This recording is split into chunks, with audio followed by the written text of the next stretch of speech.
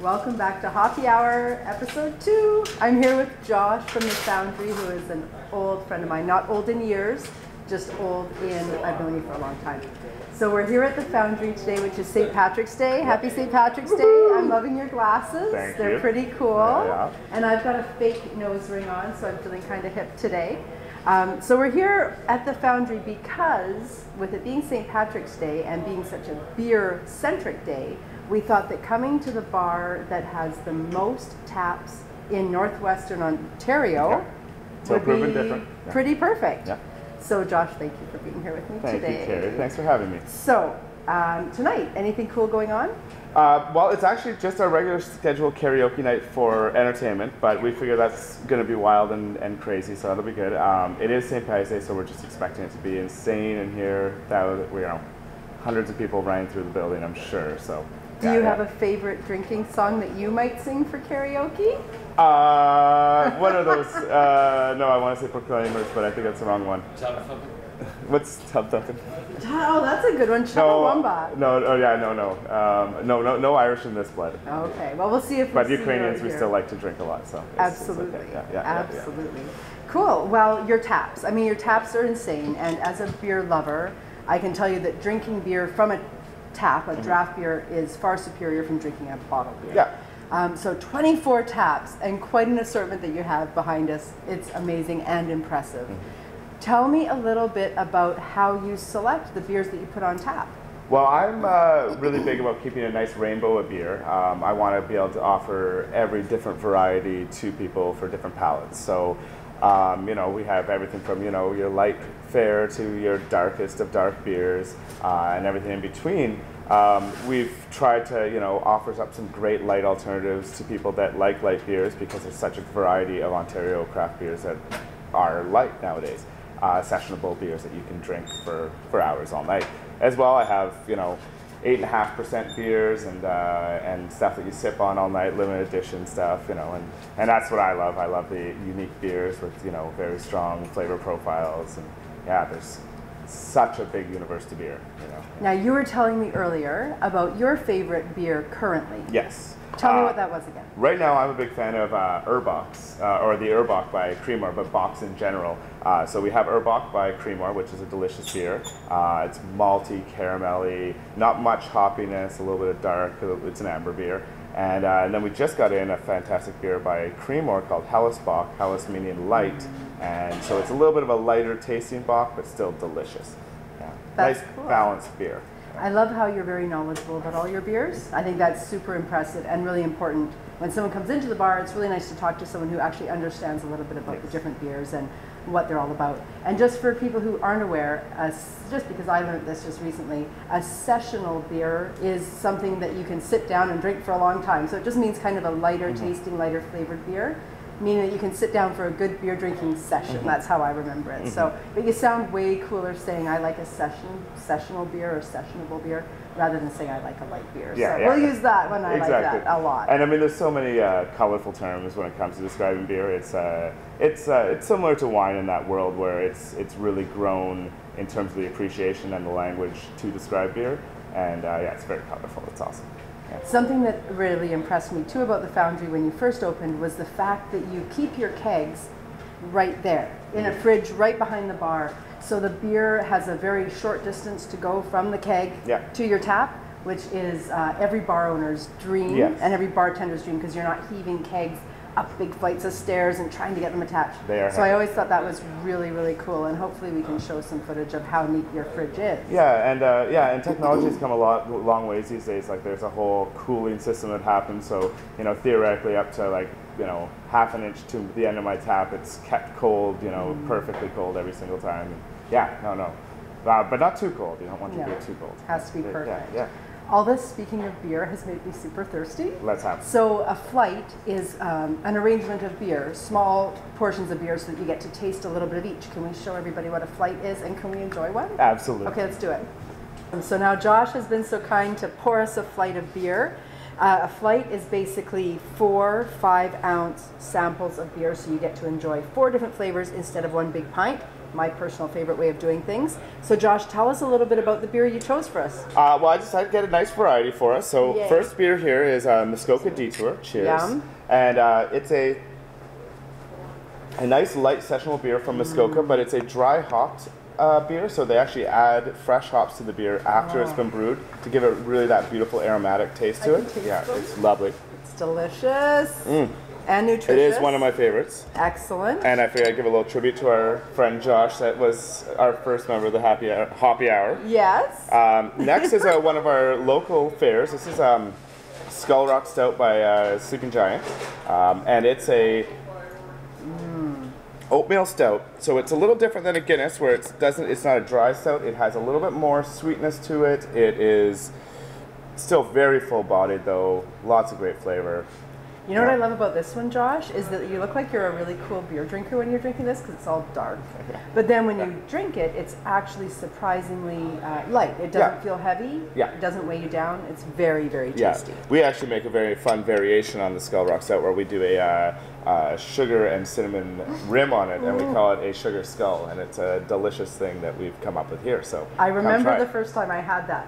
And I actually felt nauseous after drinking like 4 of them because I kept licking all the sugar stuff off. I kind of forgot about the maybe a little bit of a hangover recipe. A little bit. Next we have my favorite, the Urbach. Nice. So this is by Creamoire. Tell me what Urbach kind of means.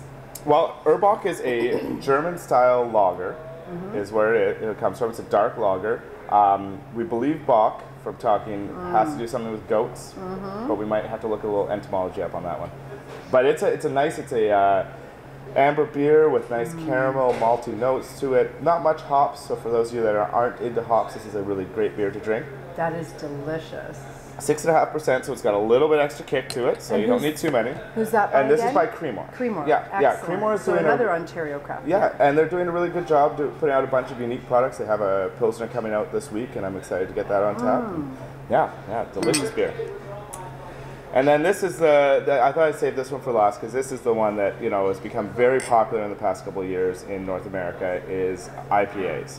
So this is Smash Bomb by Flying Monkey, and it kicks you in the teeth. It is full of flavor, bitterness, delicious. I can smell those hops from here.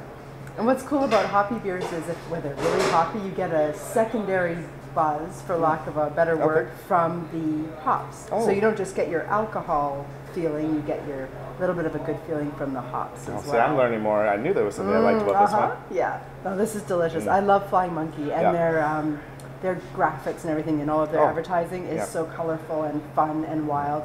And they've been kind of controversial too with that. So that I know you and I both like that. The Ontario craft scene right now is absolutely exploding. I mean, at one point I had 18 of the beers I had on tap were actually Ontario craft beers. Really shooting for that to be one of our things to push forward is, Ontario. Like we have so much to offer here, so why not, pull from what we've got. That's impressive. Yeah. One thing I will say as a little tip for people is if you're going to drink a super hoppy beer like the Smash Bomb, drink that last. Yes. So if you have a flight like this, Josh poured them perfectly from lighter, or I shouldn't say lighter, from less hoppy to hoppiest, because if you drink your hoppiest beer first, kills your taste buds, and then you can't enjoy the beautiful flavors of the other beers. So just make sure that your server serves them to you in the order of hoppiness.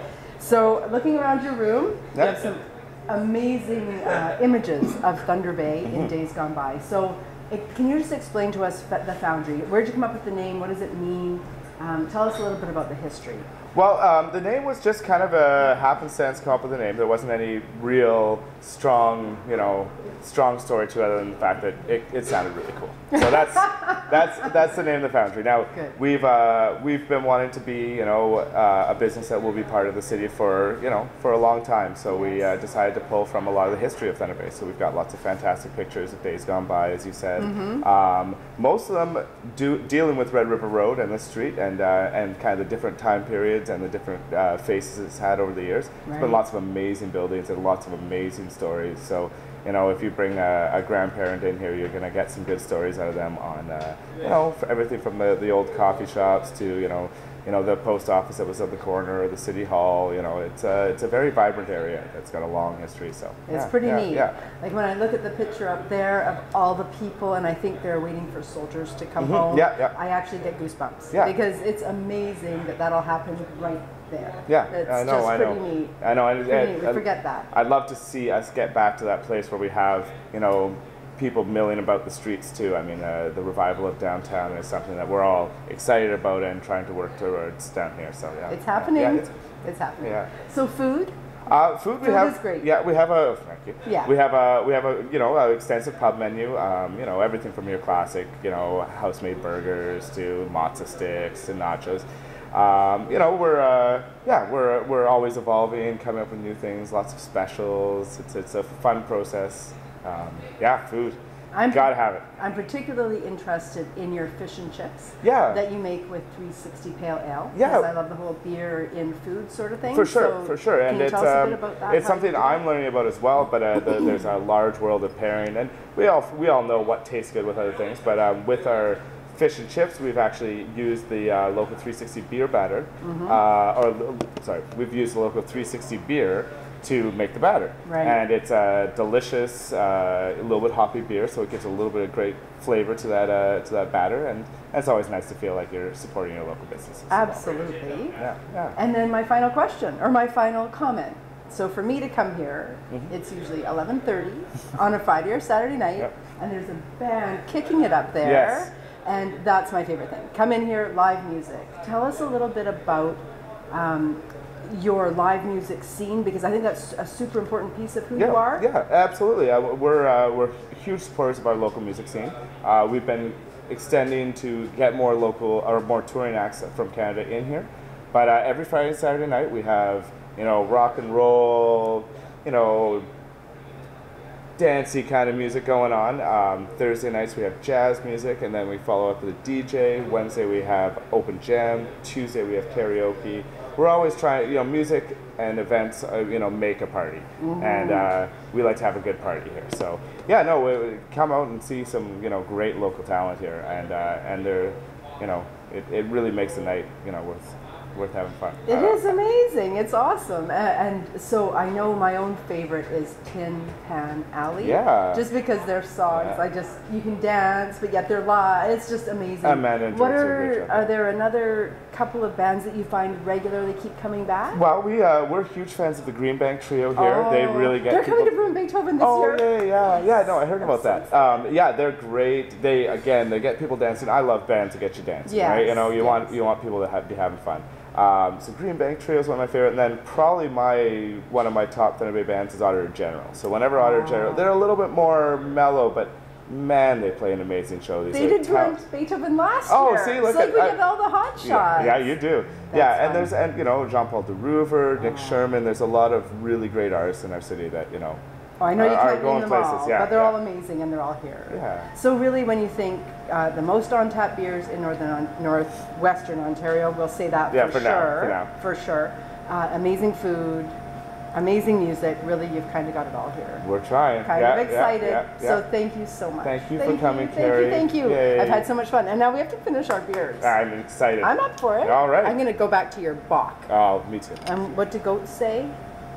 I don't even know. Do they have ba? What do? They go, I don't even know what goats do. So thank you so much for tuning in, and we'll see you. Happy hour.